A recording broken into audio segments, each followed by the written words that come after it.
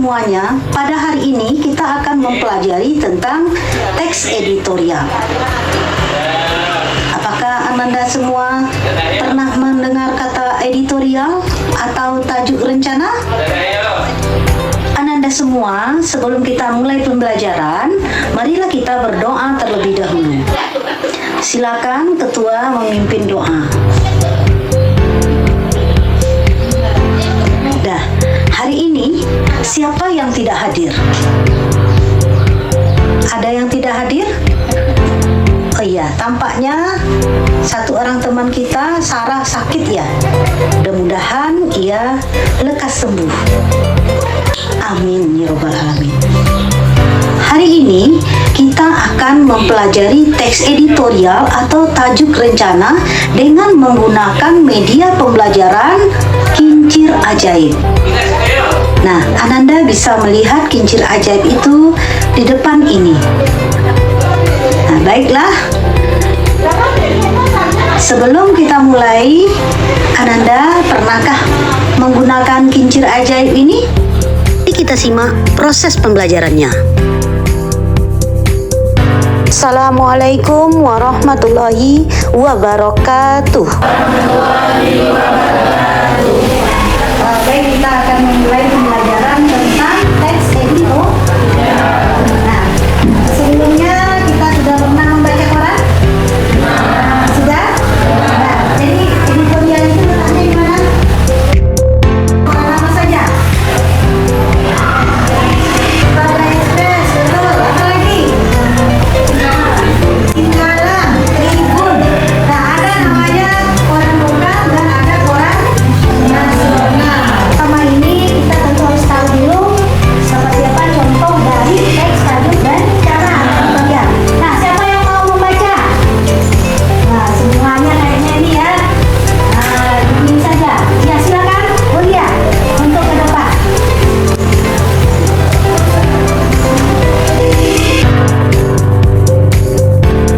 Silakan dibaca, Ulia. Baca dengan keras biar teman-temannya tahu. Nanti kita menjawab pertanyaan dari apa yang dibacakan. Setuju? Oke. Contoh teks editorial, judul meningkatkan literasi digital untuk masa depan bangsa. Di era globalisasi ini, literasi digital menjadi salah satu keterampilan yang wajib dimiliki oleh masyarakat Indonesia. Tangan yang meriah untuk Ulia.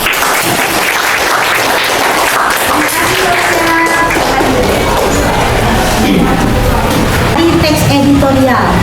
Apakah kita bisa memahami teksnya? Bisa. Oke. Nah, sekarang Ananda semua diminta memberikan pendapat singkatnya.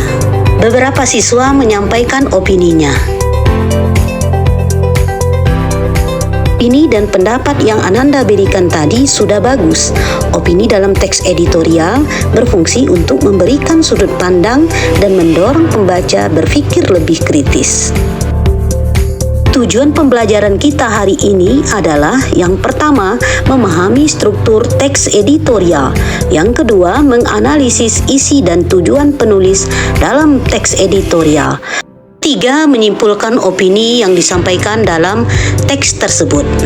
Sebelum kita lanjutkan, Ibu akan membagi Ananda semua menjadi 4 kelompok.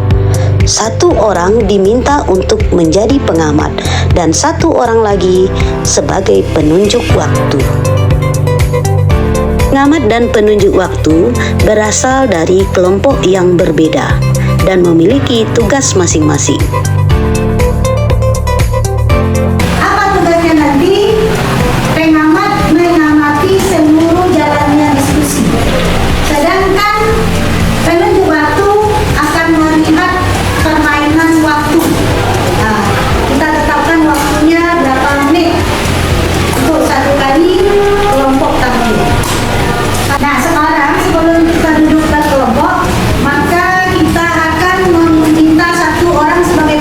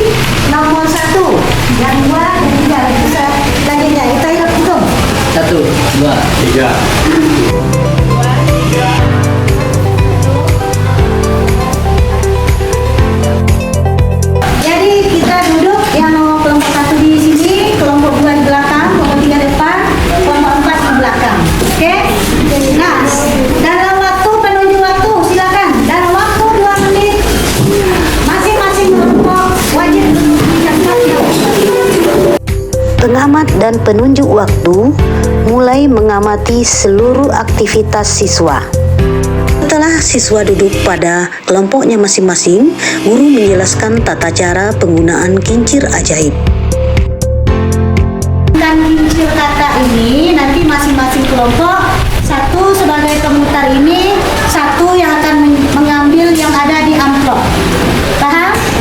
Nah, nanti yang lain, nanti ada pertanyaan, masing-masing kelompok wajib menjawab dengan waktu yang ditentukan, hanya bisa waktunya 2 menit satu pertanyaan. Nah, siapa yang dapat bintang banyak, artinya yang bisa menjawab, maka dikasih bintang. Paham? Oke, nah itulah langkah permainan. Nah, sekarang kita mulai ya. Pengamat dan penunjuk waktu mengamati semua gerak-gerik siswa dan mencatatnya. Masing-masing kelompok diberi nama dengan pengarang-pengarang novel sastra.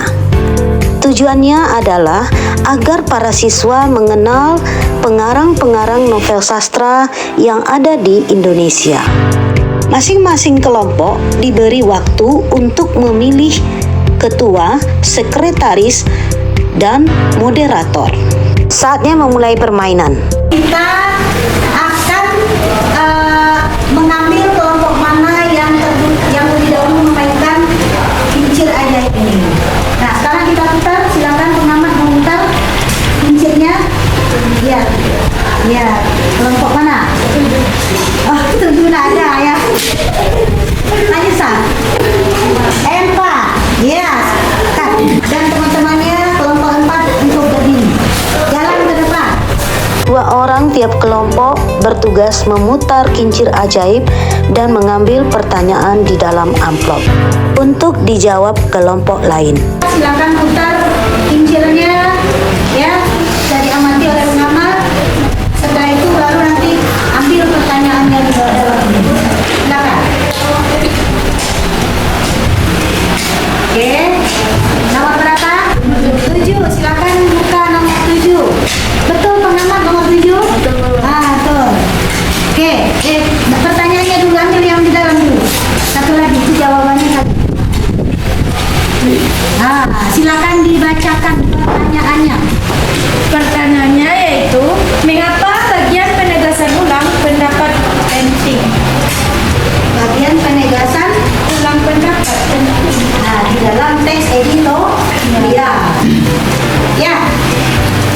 Kalian tadi akan dijawab selama waktunya 2 menit. Ayo, kelompok mana yang mau menjawab? Angkat tangannya. Kelompok mana? Kelompok mana kita ambil? Kelompok 2. Ya, silakan kelompok 2. 2 menit dari sekarang. Ya. Baiklah, saya akan menjawab kenapa penegasan ulang penting dalam teks editorial. Karena penegasan ulang bagian ini penting untuk memperkuat opini ataupun argumen-argumen yang ada dalam teks editorial yang telah dijelaskan oleh penulis teks editorial tersebut. Iya, kasih tepuk tangan. Nah, sekarang kelompok siapa lagi yang akan mau tampil? Ya, silakan kelompok 1. Silakan berdua orang ke depan. Ya, nah, tuh.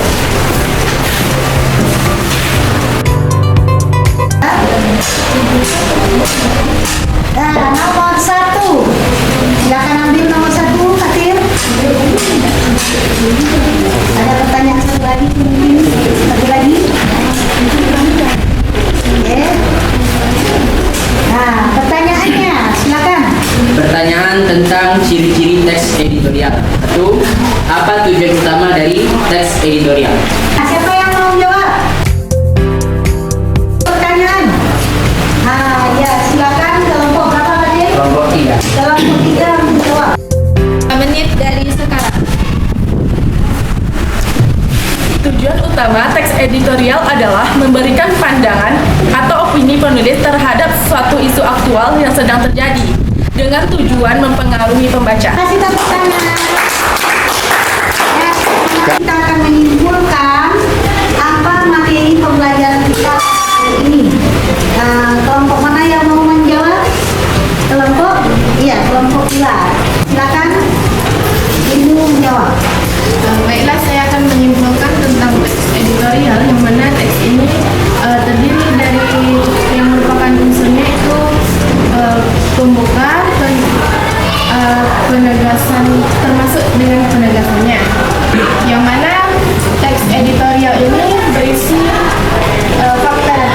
yang mana fakta adalah sesuai data yang ada dan opini adalah karangan tambahan dari penulis teks editorial tersebut Atau pendapat yang belum tentu benarnya. Dan teks editorial ini biasanya berada di koran ataupun majalah-majalah lainnya yang mendukung berita dari editorial. Iya, kasih tepuk tangan. Ya, di akhir pembelajaran kita akan minta pengamat untuk menyampaikan apa hasil pengamatannya selama proses pembelajaran. Silakan kepada pengamat Anissa Rizky untuk memberikan hasil pengamatannya. Assalamualaikum warahmatullahi wabarakatuh.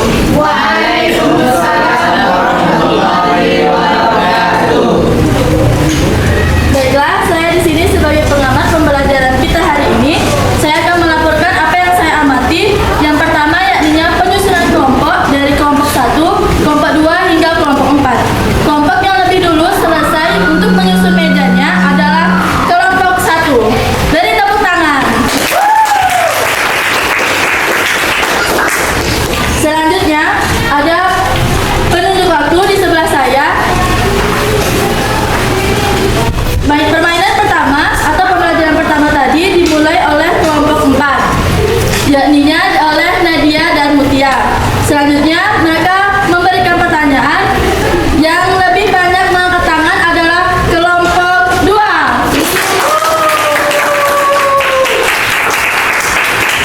Dan jawaban tersebut dijawab oleh kelompok 2 dengan jawaban yang sangat benar.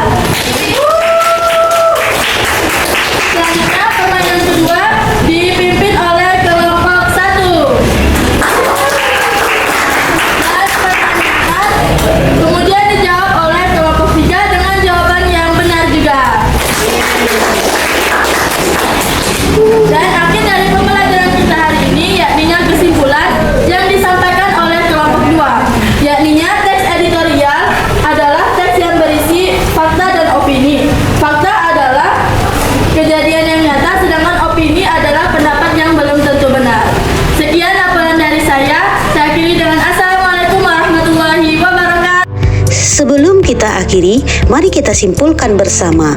Kita telah belajar tentang definisi teks editorial, ciri-ciri teks editorial, dan struktur teks editorial. Jangan lupa, membaca teks seperti ini akan membantu Ananda berpikir kritis. Terima kasih atas partisipasi Ananda semua. Pertemuan selanjutnya kita akan menulis teks editorial. Sampai jumpa di pertemuan berikutnya. Wassalamualaikum warahmatullahi wabarakatuh.